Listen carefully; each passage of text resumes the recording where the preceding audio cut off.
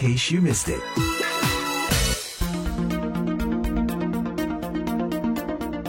Pendengar, belum lama ini pernyataan Presiden Republik Indonesia Prabowo Subianto kembali menuai sorotan publik.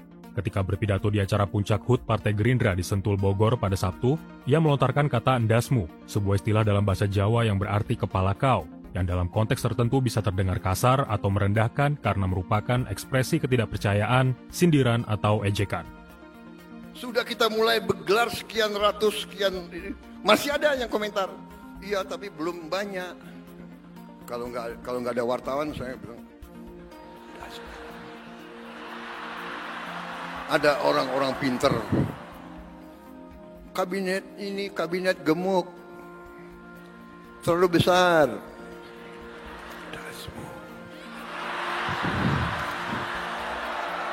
Tidak hanya Prabowo, sejumlah pejabat publik lain juga sempat melontarkan pernyataan kontroversial dengan nada serupa.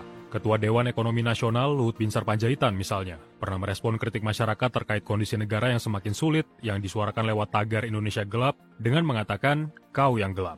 Gaya komunikasi pejabat yang semakin lepas dari norma dan cenderung kasar memunculkan pertanyaan, apakah ini strategi komunikasi politik spontanitas untuk menarik simpati publik atau justru berisiko semakin memperlebar jarak antara pemerintah dan rakyatnya? Pendengar, Firman Kurniawan, pengamat budaya dan komunikasi digital di Universitas Indonesia, menilai bahwa penggunaan bahasa informal yang cenderung kasar dalam komunikasi pejabat publik bukan sekedar masalah gaya komunikasi, tetapi juga mencerminkan pola interaksi pemerintah dengan masyarakat. Baik secara teoritis maupun secara praktis, pemerintah atau mereka yang menjalankan amanat dari rakyat itu membutuhkan partisipasi. Mereka tidak bisa bekerja sendiri, harus ada dukungan dari masyarakat. Kan sebetulnya ada dialog, tetapi ketika dialog itu kemudian ditutup tadi dengan kata-kata yang tidak pantas tadi, itu akhirnya masyarakat akan mengambil jarak. Menurut Firman, kritik seharusnya dipahami sebagai bentuk partisipasi publik, bukan ancaman yang perlu ditanggapi dengan sindiran dan pernyataan defensif. Ketika kita memanai suatu pembicaraan itu kan selain teksnya atau kata-kata yang diucapkan, juga interteks, semiotika yang lain, entah gerak tubuh atau mimik muka, itu menjadi satu kesatuan untuk memaknai. Kemudian juga konteksnya. Nah ini kalau kita padukan teks, interteks, dan konteks, ini ada problem yang bisa disebut dengan tidak etis atau mungkin tidak seharusnya memimpin, entah itu presiden, entah itu menteri, entah pembantu yang lainnya, menggunakan kata yang tidak seharusnya seperti itu. Selain berpengaruh buruk pada para pendengarnya, terutama juga pada anak-anak untuk kemudian bisa dicontoh, tapi dalam konteks tadi menerima kritik, kemudian dibalas dengan umpatan atau makian, ini tentu tidak seharusnya seperti itu. Karena justru kecintaan masyarakat pada pemimpinnya itu dinyatakan dengan kritik. Nah kalau tidak nyaman dengan kritik kemudian dibalas dengan makian, ini kan namanya resisten. Seperti itu yang terjadi. Jika terus dinormalisasi, menurut Firman, gaya komunikasi seperti ini berpotensi mengikis kepercayaan masyarakat terhadap institusi negara. Firman menyoroti salah satu dampak sosialnya yaitu munculnya tren apatisme dan keengganan berpartisipasi dalam urusan negara. Munculnya tagar kabur aja dulu, ini adalah sebuah sinyal yang menunjukkan adanya keputusasaan. Jadi mereka yang tidak bisa melawan, mereka yang mungkin tidak diterima keinginan berdialognya, akhirnya ya sudahlah kita mencari alternatif yang lain, antara lain kabur aja dulu. Walaupun mungkin dari berbagai sisi bisa ditinjau, kabur aja dulu bisa berarti mencari kesempatan yang lebih baik, tapi bisa juga sebagai tindakan escape dari keputusasaan. Kalau misalnya kita melihat bagaimana pemerintah kata-katanya juga cenderung ketika menyampaikan hal seperti itu dianggap mendiskreditkan kritik yang disampaikan oleh masyarakat, itu berarti apa sih Pak yang bisa mungkin sebaiknya dilakukan pemerintah saat ini untuk bisa menerima kritikan itu lebih baik begitu ketika pesan-pesan disampaikan di jalanan, di media sosial, tapi kemudian dibalas dengan kata misalnya dasmu lah atau kabur aja, ya nggak usah balik lagi itu gitu. Apa cara yang baik itu harusnya seperti apa Pak yang lebih baik daripada menggunakan kata-kata itu Pak? Pertama berangkat dari cara berpikir bahwa kritik ini kan tujuannya untuk memperbaiki, bahwa pemerintah sudah bekerja keras, kita tahu persis, tetapi seringkali kerja keras itu tidak tersampaikan dengan baik. Masyarakat kita mempunyai keragaman tingkat pendidikan, keragaman budaya, ada yang melihat dengan harus secara jelas bukti-buktinya, ada yang dengan melihat indikasi-indikasi, mereka yang lebih cerdas mungkin melihat peluang-peluang yang tersedia, Jadi masyarakat kita ini sangat beragam dengan menggunakan prinsip mereka yang paling minimal atau yang paling perlu berkomunikasi secara dasar ini diwadahi. Jadi ketika misalnya masyarakat kesulitan mendapatkan LPG 3 kg, tidak merasa bahwa itu sudah dikerjakan dengan baik, tetapi pada kenyataannya masyarakat kesulitan misalnya. Nah, mereka hanya kebutuhannya sederhana, untuk terpenuhi kebutuhan sehari-hari, kemudian kemudahan memberikan pendidikan bagi anak-anaknya, kemudian memperoleh layanan kesehatan yang layak. Mereka sebetulnya seperti itu. Nah, ketika kebutuhan-kebutuhan dasar ini mungkin sulit atau tidak semudah misalnya waktu sebelumnya, mereka akan bersuara, mereka akan menyampaikan pendapat. Nah, sehingga ketika kemudian ditanggapi dengan dianggap mereka ini cerewet, tidak berterima kasih dan sebagainya, kemudian yang muncul adalah hardikan, nah itu tentu saja publik akan kecewa. Pendengar, di tengah tren komunikasi pejabat yang semakin kasar dan tidak konvensional, media menghadapi dilema besar soal melaporkan pernyataan pejabat apa adanya atau memoles dan memberi konteks guna menghindari kesalahpahaman. Rosalyn Asmaratika, pengamat jurnalistik dan media di Universitas Multimedia Nusantara, menilai media seringkali memilih jalur yang lebih sensasional dalam memberikan pernyataan pejabat.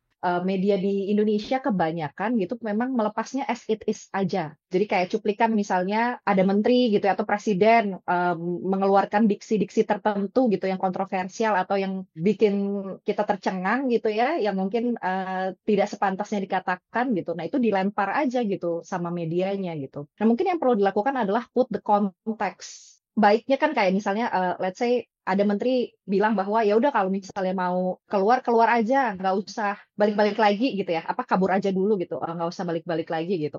Nah, media framingnya gitu, yang di highlight media itunya gitu, misalnya statement itunya gitu. Media ini juga perlu sadar bahwa tidak hanya menginformasi tugasnya media, tapi juga mengedukasi. Nah, konteks ini diperlukan untuk mencapai tadi tuh tujuan edukasinya. Jadi masyarakat ketika membaca berita kita tidak hanya tahu begini, tapi kenapa begininya dan konteksnya apa gitu, dalam momentum apa itu diucapkan. Dan mungkin juga ini ya, pertanyaan apa di baliknya gitu. Jadi kan kadang-kadang tuh pertanyaan si wartawannya nih nggak tahu apa, tapi yang di-highlights adalah statement narasumbernya gitu ya. Ditambahkannya, di era digital di mana terjadi persaingan yang sangat kompetitif untuk mendapat perhatian publik, media kerap menghadapi tekanan.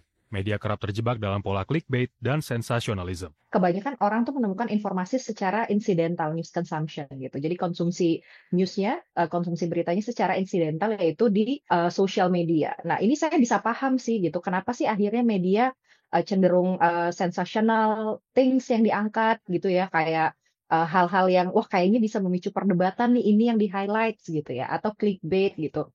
Itu adalah salah satu strategi media juga sebenarnya untuk mengambil spotlight atau mencuri perhatian di tengah overload information yang ada di sosial media gitu, atau yang ada di masyarakat. Ini adalah tantangan media di mana masyarakat kita gitu tidak terlalu terbiasa untuk membaca.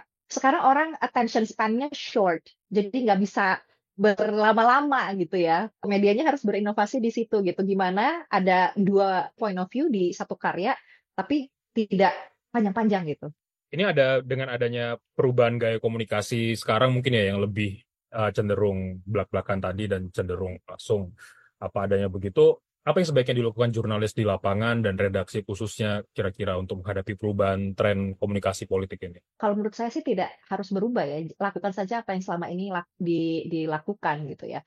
Tetap memberitakan sesuai dengan kode etik jurnalistik, tetap harus berimbang, harus faktual gitu ya. Dan memberikan konteks supaya masyarakat tuh paham. Jadi media tuh harus tidak hanya jadi loudspeaker gitu ya, yang cuma kayak menggemakan lagi apa statement dari pemerintah gitu atau dari tokoh tertentu, walaupun itu sensasional gitu ya. Tidak hanya jadi loudspeaker yang orang ini ngomong ini, jangan stop di situ gitu, jangan berhenti di situ gitu, tapi harus dikasih konteksnya apa, harus dikasih tahu juga orang ini tuh menanggapi apa sih yang sebenarnya gitu, atau menjawab pertanyaan apa sih yang sebenarnya gitu. Pendengar, di tengah tren pejabat yang semakin sering kedapatan menyampaikan pernyataan dengan konotasi kasar, baik pemerintah maupun media memiliki tanggung jawab yang lebih besar. Firman menegaskan bahwa pemimpin tetap bisa bersikap tegas dan transparan tanpa kehilangan etika dalam berbicara. Secara teoritis itu partisipasi publik akan menjadi minim. Nah, kalau kita lihat juga secara praktisnya, di media sosial akhirnya muncul kritikan yang lebih tajam, kemudian pandangan-pandangan yang menyatakan tidak seharusnya pemimpin seperti itu. Nah, ini kalau menjadi kebiasaan atau dinormalisasi untuk menepis kritik dengan cara seperti itu, publik akan resisten dan tadi akan berjarak. Tapi sebetulnya dengan gaya komunikasi seperti itu, Pak, yang belak-belakan dan menggunakan bahasa yang agak nyeleneh gitu, tanda kutip ya, itu apakah lebih bisa diterima mengingat demografi penduduk Indonesia kan ada yang dari tingkat pendidikannya sebagian besar tuh masih belum banyak menerima pendidikan tingkat tinggi begitu, itu satu, dan mungkin juga untuk dengan usia yang muda-muda begitu. Apakah itu sebetulnya lebih efisien dibandingkan dengan cara biasa seperti formal dengan retorika dan kata-kata yang agak flowery begitu, Pak? Tidak formal kan tidak berarti dengan memaki atau menghardik, dengan melecehkan pendapat publik. Misalnya ada demo mahasiswa Indonesia gelap, misalnya kau ajalah yang gelap. Itu kan ya oke lah, itu sebagai spontanitas untuk menjawab kritikan, tetapi mungkin ada cara yang lebih simpatik untuk itu, memeriksa atau mengevaluasi publik ini bergerak atau publik ini ingin menyampaikan sesuatu karena ada yang tidak sesuai. Mereka ingin berdialog. Nah, itu kalau kita menggunakan ruang dialog, ini akan lebih baik, walaupun mungkin tadi dengan cara yang formal lebih lama, kemudian lebih bertele-tele dan sebagainya. Tetapi justru itulah untuk memperlakukan secara bermartabat masyarakat, rakyat yang mencintai pemimpinnya, itu justru dengan kesediaan untuk berdialog. Di sisi lain, media memiliki peran besar dalam membentuk cara publik memahami pernyataan pejabat. Kembali lagi sebenarnya kan tadi ya saya bilang media itu memang punya framingnya masing-masing. Kalau dibilang media harus netral itu idealnya gitu, utopisnya seperti itu gitu. Tapi kan pada kenyataannya media ini memang punya agenda settingnya sendiri gitu ya. Ada framing sendiri yang mungkin mau dilakukan oleh masing-masing media ini gitu. Kalau kita bicara ideal gitu ya, menyampaikan itu as it is, tapi memberikan konteks juga bisa jadi salah satu strategi gitu. Tapi yang perlu dipahami adalah bahwa media tuh kewajibannya sampai di menyebarkan si beritanya gitu ya, atau informasinya. Sama tadi ya, mengemasnya gitu. Bagaimana interpretasi masyarakat terkait momentum itu gitu ya, statement itu atau berita itu gitu, itu kan tidak bisa dikontrol gitu. Tapi setidaknya dengan memberikan konteks ini media bisa memberikan tambahan value gitu untuk masyarakat nih menimbang bahwa oh ini kayaknya ke arah negatif deh gitu, atau oh ini positif karena memang maksudnya begitu gitu. Jadi menurut saya gitu ya, konteks tuh bisa jadi value lebih masyarakat sebelum mereka ngejudge statement si narasumber ini gitu atau si satu tokoh ini gitu. Jadi ya udahlah, let the jury will define gitu, masyarakat yang akan ngejudge. Ini ngomongin soal agenda setting media dan juga bagaimana masyarakat melihatnya begitu. Baru-baru ini juga Presiden Prabowo mengumpulkan ya beberapa petinggi media nasional di Indonesia. Kemudian ada kata-kata di sosial media menyebutkan bahwa ini independensi medianya terpengaruhi atau nanti bagaimana pemberitaannya, oh pantas saja kemarin pemberitaannya kurang. Nah, di tengah cara media menyampaikan seperti itu, apakah ini sebuah resiko juga dan apakah ini sebetulnya berdampak juga terhadap independensi media terlepas media itu juga punya agenda setting begitu, Pak? Kalau saya sih ngeliatnya memang di media sosial ya tadi ya, incidental news consumption-nya dari situ gitu, bahwa ada framing nih, lagi-lagi nih ada framing nih bahwa oh pantes nih media-media anyep gitu kan, nggak karena pemret-pemretnya diajakin ngopi gitu ya, diajakin makan siang gitu. Karena latar belakang saya juga dulu sebagai jurnalis gitu ya, orang dari pemerintahan tidak hanya presiden gitu ya, bahkan kementerian gitu ya, itu memang sering gitu, hanya berdiskusi dengan pemret atau pimpinan media, meminta tanggapan mereka gitu ya, atau mungkin ya ngobrol-ngobrol gitulah, tukar pikiran gitu. Tapi itu tidak serta-merta lantas mempengaruhi bahwa oh medianya nih nanti akan berpihak kepada pemerintah gitu ya. Cuma momentumnya saat ini gitu, tadi itu di framing bahwa oh ini nih ngumpul dan ketemu, pantas medianya bungkam gitu, atau pantas medianya tidak kritis dan lain-lain gitu. Tapi mungkin yang perlu gitu ya, perlu juga nih ada media yang bilang bahwa tidak hanya Presiden Prabowo gitu, tapi dari presiden-presiden sebelumnya ini pernah terjadi gitu, dan memang jamak untuk dilakukan gitu ya, sering dilakukan gitu. Bagaimana akhirnya itu nanti mempengaruhi pemberitaan dari si medianya atau tidak, itu kan bisa kita lihat dari kalau let's say yang zaman pemerintahan Pak Prabowo kita lihat ke depannya.